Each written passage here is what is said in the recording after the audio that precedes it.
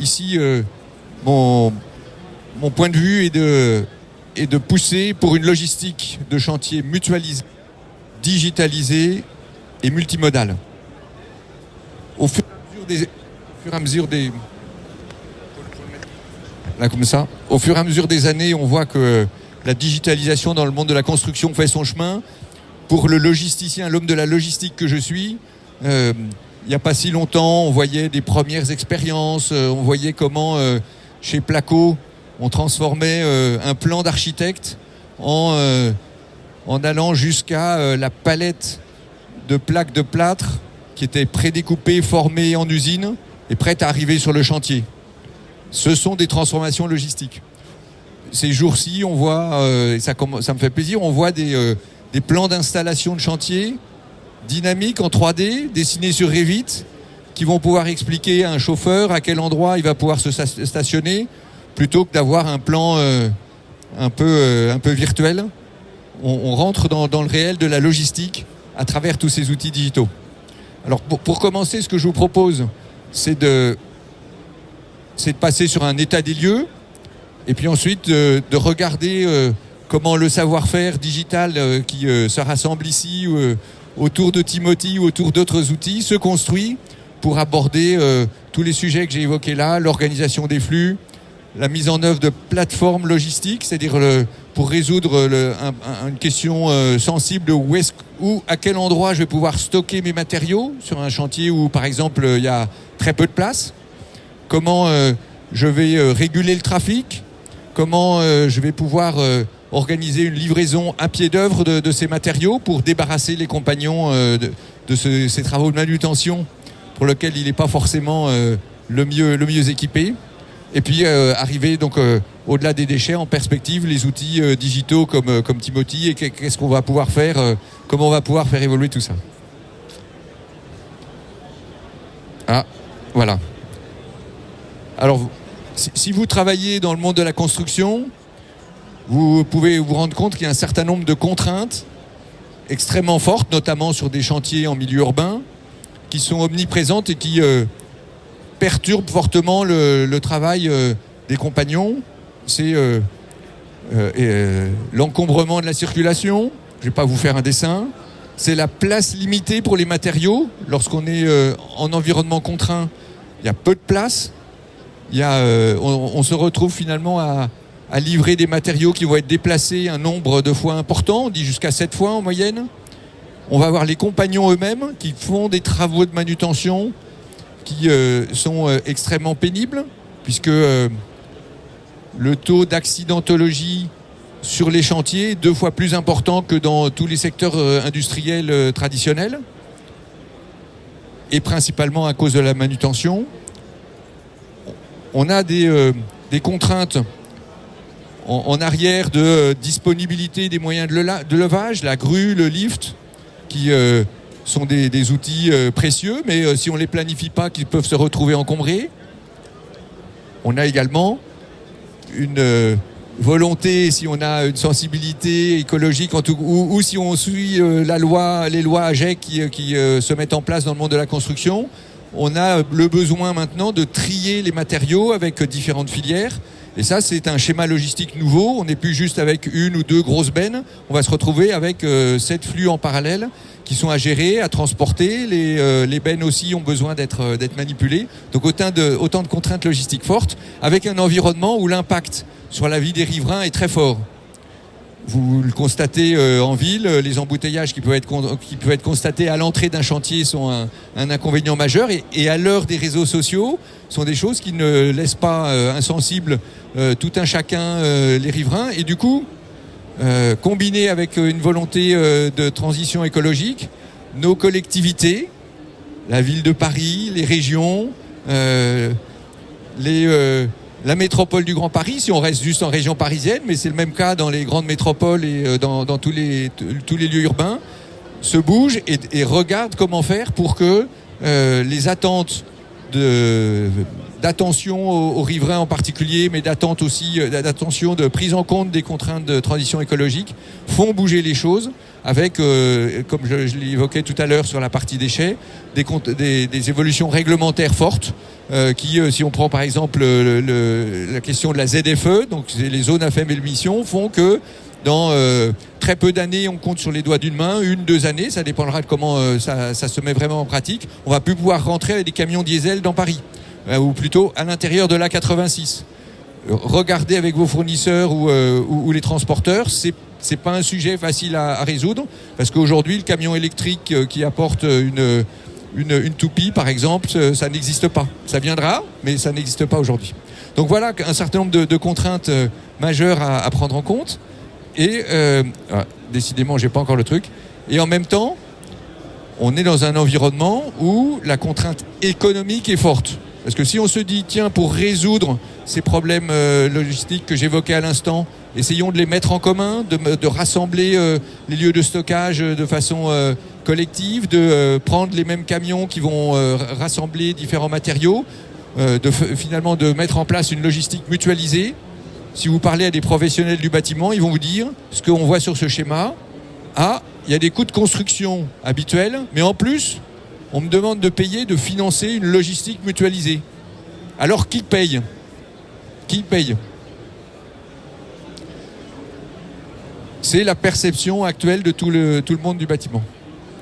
Donc si on va plus loin et qu'on fait une analyse, je dirais à la mode Lean, on regarde dans les coûts de construction, il y a une partie vraiment productive, l'acte de construire, tout le travail qui est appliqué autour de la construction, mais qui n'est pas le seul. Il y a tout un coût de logistique aujourd'hui autour, qui est souvent caché dans les coûts unitaires du bâtiment et qu'on peut analyser.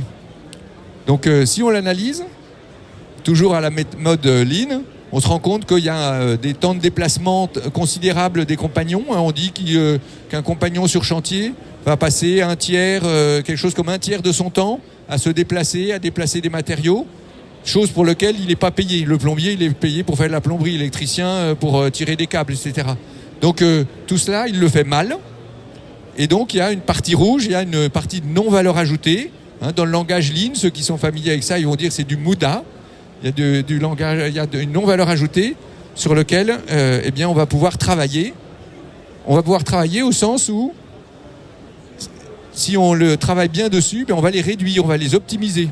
Et donc on va toujours garder nos coûts de construction productifs, mais on va diminuer les coûts logistiques, ce qui va nous permettre de dégager, et en tout cas ce qui va être un effet de levier pour aller mettre en place une logistique mutualisée et au global se retrouver avec des gains qui vont permettre de couvrir cette logistique mutualisée qui a tous ses avantages et sur lequel on avait un réflexe qui n'était pas celui-là au départ. Donc enjeux environnementaux, enjeux économiques, voilà les principaux éléments sur lesquels on travaille en matière de logistique de chantier aujourd'hui. Et si on va plus loin, regardons finalement par domaine d'activité quelles seraient les compétences à mobiliser autour de la logistique de chantier pour aller vers une organisation efficace. Donc 6 grands pavés. Alors vous voyez le pavé digital qui sous-tend tout ça, mais les 5 pavés opérationnels, il y a un pavé qui est un préalable finalement, qui est comment est-ce que je travaille sur le planning pour organiser, pour finalement traduire le plus efficacement possible le planning de construction en un planning d'approvisionnement. Planning d'approvisionnement, c'est ce qui va me dire pour un homme de la logistique, quand est-ce que je dois faire transiter telle et telle palette, en quelle quantité, à quel endroit, et arriver, comme on fait dans la logistique, à arriver à ce que les matériaux soient livrés au bon moment, dans la bonne quantité, au bon endroit. Derrière ça, il y a le sujet que j'évoquais tout à l'heure du stockage. Donc la proposition est d'aller vers des moyens de stockage mutualisés. C'est une recherche attentive, surtout au moment où le foncier logistique est rare. C'est une recherche qui est faite à la fois par certaines entreprises, mais aussi les collectivités regardent comment consolider les matériaux, comment consolider les déchets, de façon à ce que ces outils logistiques n'apportent pas eux-mêmes trop de nuisances, puisque c'est, je ne sais pas si vous en avez parlé à des maires, à des collectivités, ils ne sont pas non plus forcément enthousiastes à l'idée d'avoir un endroit où les camions circulent, donc autant mutualiser, regrouper ça dans un nombre limité d'endroits. Après, il y a le côté régulation du trafic.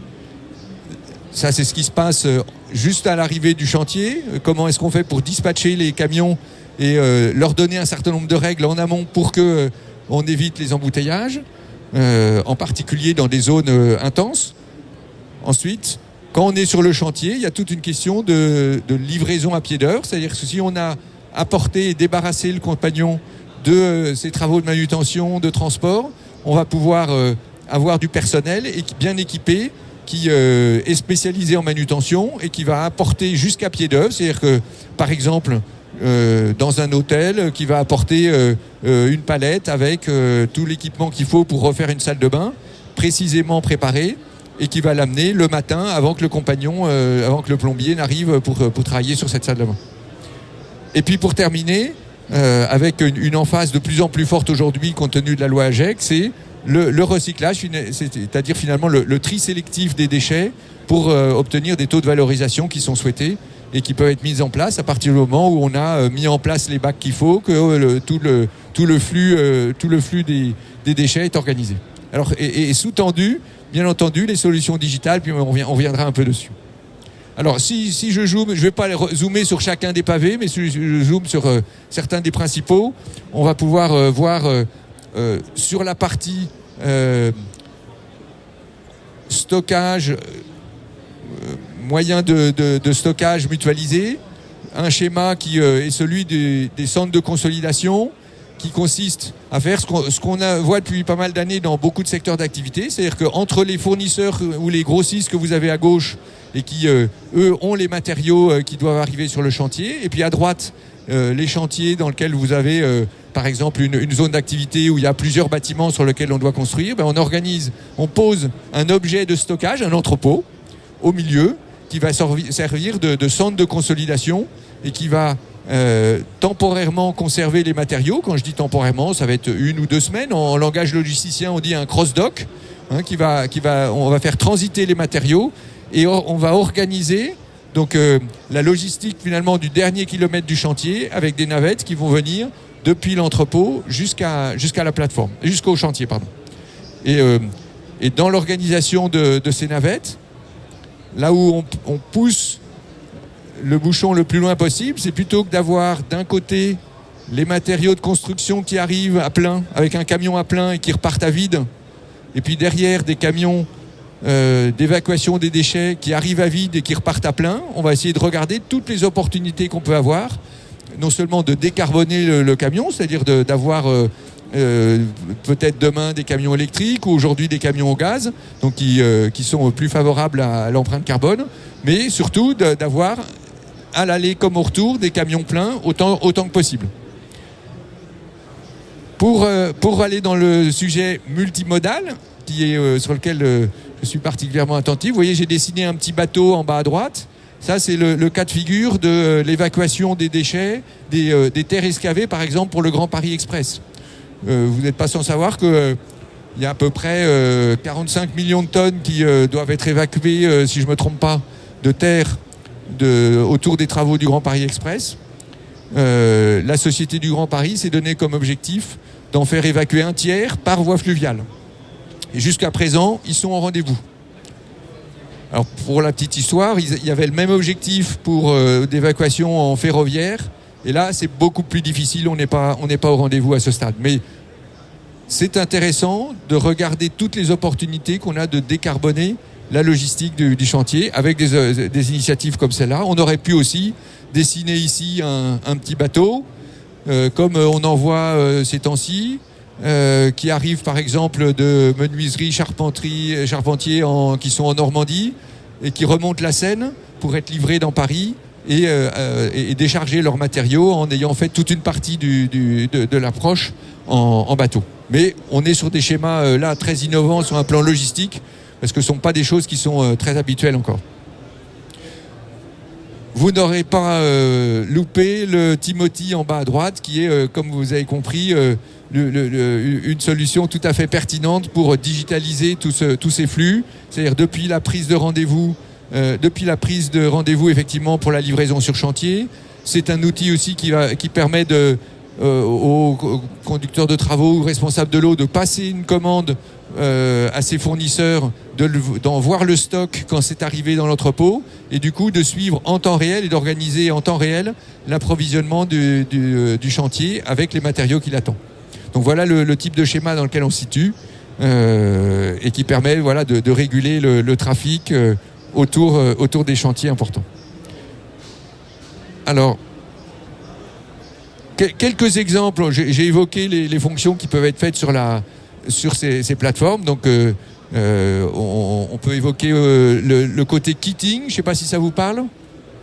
Des kits en entrepôt. Non, ça ne vous parle pas. C'est l'idée de constituer un ensemble. Par exemple, si on refait une salle de bain, plutôt que d'avoir les palettes qui arrivent directement sur le chantier avec toute une série de baignoires. On en avait eu besoin de 2 aujourd'hui, mais on en a 10 qui sont arrivés. On ne sait pas quelles sont à faire des 8. On organise le déballage de ces palettes dans l'entrepôt et on ne fait venir, par exemple, sur un roll que le nombre qu'il en fallait aujourd'hui, en mettant sur le roll, salle de bain par salle de bain, enfin appartement par appartement, l'ensemble baignoire, lavabo, robinet, un peu de carrelage, etc., qui sont strictement nécessaires pour l'installation, pour les travaux qu'il faut à cet endroit. Quelques exemples significatifs avec lesquels j'ai eu le temps de regarder. Le Hyatt Porte-Maillot, qui était une première expérience en la matière avec du kitting. Des sites à Londres qui ont anticipé ces mouvements au moment de leurs Jeux Olympiques en 2004-2005 et qui ont préservé cette organisation. Mais aussi la Tour La Marseillaise, par exemple, dans le sud. Et puis le BCCC, ça vous parle? À votre avis, ça veut dire quoi, BCCC? Bon, c'est la colle. Voilà, Brussels Construction Consolidation Center. Donc, comme vous voyez, on est au bord de l'eau.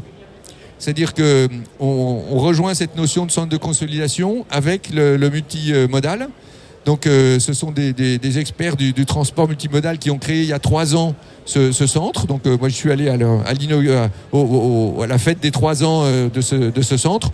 Et tous les mois, ils ont un bateau qui arrive, qui est complètement rempli et qui déverse ses marchandises. D'autres marchandises, majoritairement aujourd'hui, arrivent plutôt par camion. Et ensuite, ils redispatchent tous les marchandises qu'ils ont reçues vers les chantiers bruxellois. Mais c'est une expérience réussie de multimodal aujourd'hui. Alors, hop.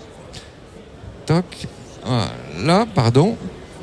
Si on va un petit peu jusqu'au bout maintenant et qu'on regarde le côté solution digitale, donc qu'est-ce qu'on essaye d'avoir finalement à la main du conducteur de travaux, du fournisseur, de tous les intervenants, que ça soit le maître d'ouvrage ou le compagnon. C'est tout un certain nombre d'informations qu'il va pouvoir avoir sur la disponibilité de ces matériaux sur la plateforme, de façon à les faire venir au bon moment. C'est les livraisons attendues du fournisseur sur lequel on a une visibilité. C'est bien entendu tout le côté planning des chantiers, des réceptions. C'est l'activité de transport entre la plateforme et puis le chantier. Ce sont les appels de livraison en cours. C'est tout un certain nombre d'alertes qui font qu'en travaillant sur les données qui sont disponibles sur le chantier, on est capable d'organiser, par exemple, toutes les semaines, un point logistique sur comment est-ce que ça se passe, quel est le fournisseur qui est régulièrement en retard et sur lequel il va falloir porter une attention particulière, quelle est la consommation carbone qui est générée par le chantier. Donc tout un ensemble d'éléments qui sont aujourd'hui digitalisés avec des outils comme Timothy.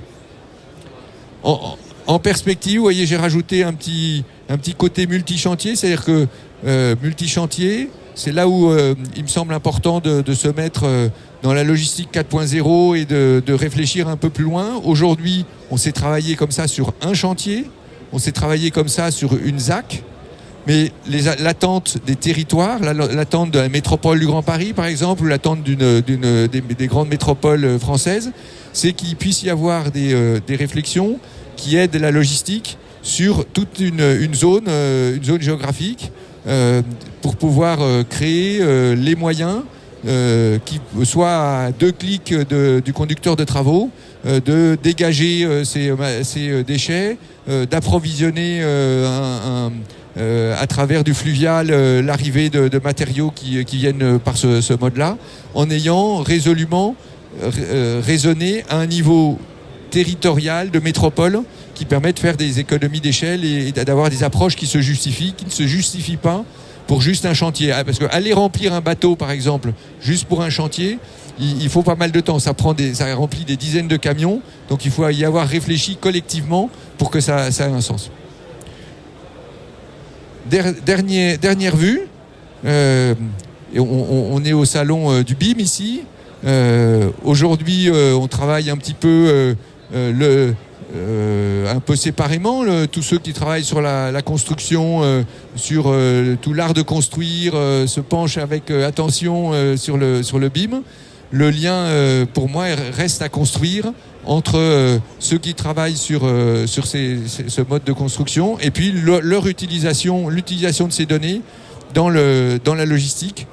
Et c'est là où je pense qu'en perspective, des partenaires comme Timothy, comme Fabien vont pouvoir se pencher avec attention pour aller chercher à travers finalement ce qu'il y a aujourd'hui dans le BIM, des nomenclatures, des caractéristiques de poids ou de dimension si on les a mises, un rythme d'approvisionnement, de consommation de tel ou tel matériau sur chantier qui vont pouvoir finalement être un point d'entrée pour savoir planifier qu'est-ce qui se passe en matière de flux sur le chantier. Voilà ce que je voulais partager avec vous et donc je suis à votre disposition pour en parler. Je ne sais pas si vous avez des questions, moi j'en ai quelques-unes mais n'hésitez pas. Donc Jérôme, moi j'avais quelques questions, mais déjà merci beaucoup, merci d'avoir partagé comme d'habitude avec beaucoup de conviction tes croyances et ce que tu nous montres. Où est-ce qu'on peut voir des exemples aujourd'hui en France, ou est-ce que bientôt on va pouvoir voir des exemples un peu de toute cette chaîne-là? Alors aujourd'hui on peut voir pas mal de morceaux.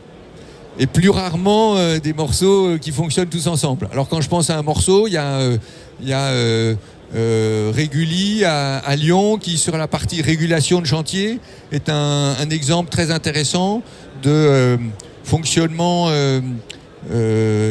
pour réguler. Alors je ne sais pas si vous connaissez Lyon-Pardieu. Donc c'est un quartier dans lequel il y a eu en même temps le déclenchement des travaux de la gare, des travaux du centre commercial juste à côté. Donc les gens viennent beaucoup en voiture, donc s'il y a des embouteillages, c'est compliqué. Il y a je ne sais pas combien de tours autour qui sont en construction dans un même momentum. Et donc la SPL Lyon-Pardieu, donc qui est une émanation, si je ne me trompe pas, de la métropole du Grand Lyon, a lancé un appel d'offres pour voir comment est-ce qu'on pouvait réguler le trafic. Et donc s'est mis en place un centre de pilotage et des aires d'attente des camions. Donc les camions qui viennent livrer pour un chantier doivent avoir pris rendez-vous à l'avance. Quand ils arrivent à proximité, on leur demande d'aller attendre dans une des zones sur lesquelles ils ont des écrans, ils ont les informations qu'il faut pour savoir à quel moment ils vont vraiment pouvoir aller livrer leurs matériaux.